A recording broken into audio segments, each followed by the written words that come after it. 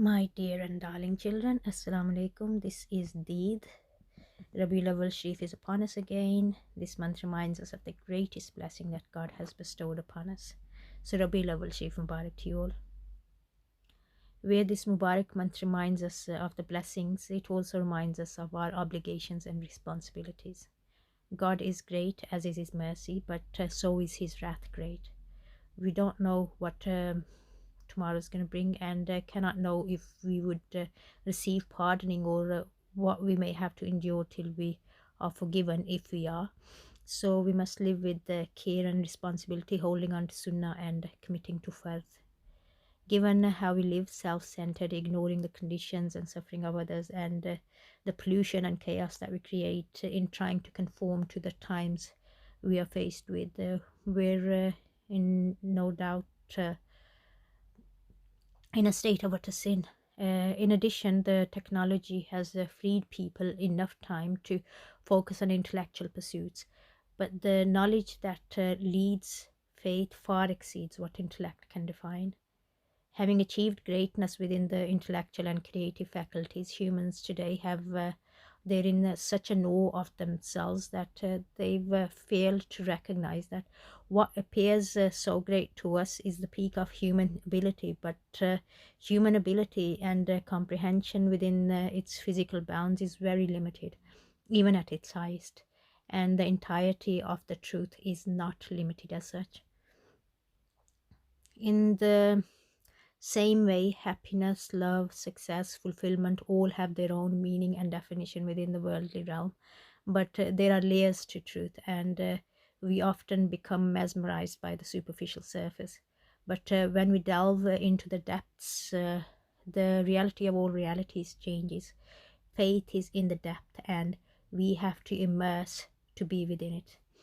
If we stand at the banks and claim to possess faith, we're deceiving ourselves. The intellect only touches the surface of the truth. The origins of faith lie within the metaphysics. Metaphysics wouldn't be metaphysics if you could define it through physical means.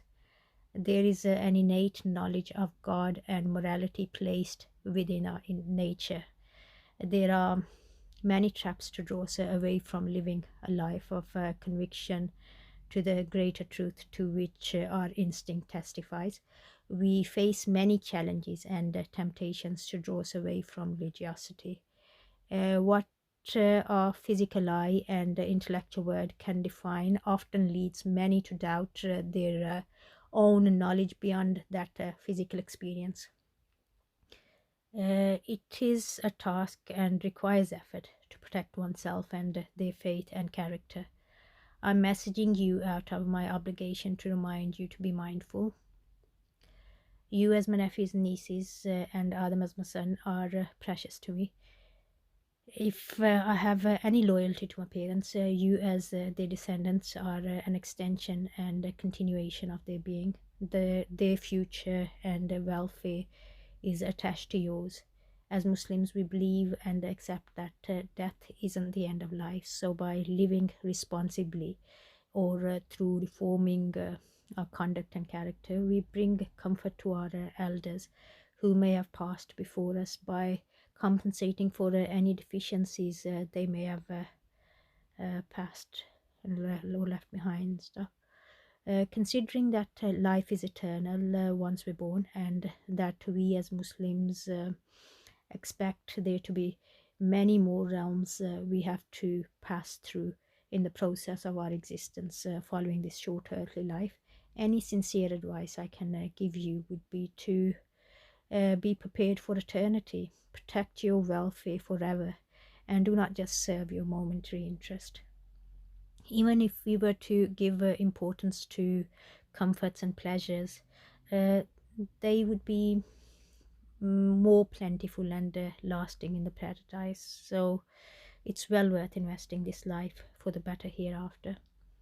Love God, love Prophet Muhammad sallallahu alaihi wasallam, love peace, love justice and truth. Live for collective interest and not selfish interest. Honor Sharia and morality. Grow in your character, grow in your love and devotion to God.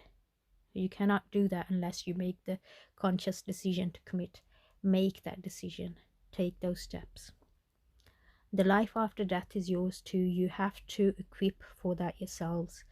And that is eternal, beyond millions and billions of years. The day of judgment alone is 50,000 years on its own. Have hope in the mercy of God, but also fear his wrath too.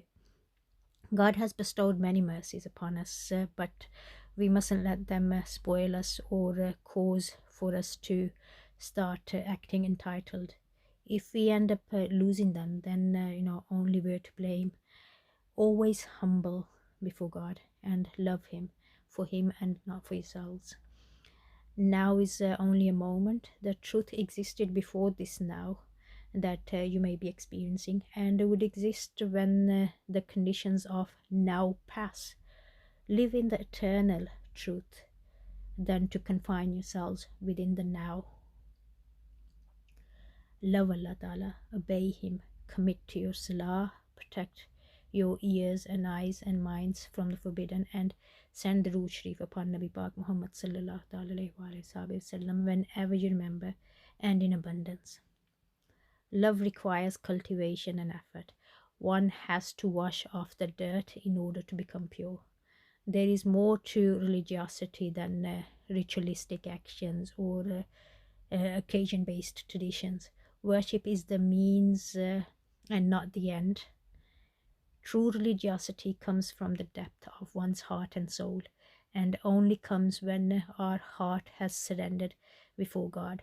Tawfiq to do good and become good comes through asking Allah Ta'ala, and our actions and choices are our dialogue with God.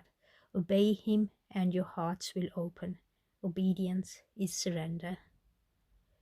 In today's society, there are many prevalent versions to history, and as there are about God and truth itself, but it is only through getting your heart in the right place that you would be led to the real truth. Purify your hearts through wird of the Durood Shareef and conviction to fard prayers and Quran Majid, and your heart will lead you onto Sirat-e-Mustaqim, the straight path, through the pollution of cultures and man-made beliefs and traditions. It will give you the vision to distinguish between the surface truth and the deeper reality. It would bring greatness into you through humility before God and his laws brought to us by his prophets, peace and blessings be upon them, and with us today in the form of Sharia of Muhammad sallallahu alaihi wasallam. I love you all. Take good care of your health and your hearts and souls. Take care of your elders and families and communities. Honor your Sharia, honor the Sharia of Nabi Pàk Muhammad sallallahu alaihi wasallam with us today, and perform your farz. Read Quran Majid, and don't forget to recite your Surah Kahf on Fridays. You do have to choose. It is a choice. You have to consciously take that decision and do it. Take the steps. You have to choose between safe and comfortable eternity and the sloth or greed of the moment. The choice is yours. And read plenty Durood Shareef upon Nabi Pàk sallallahu alaihi wasallam, especially in this month of RabiulAwwal Shareef.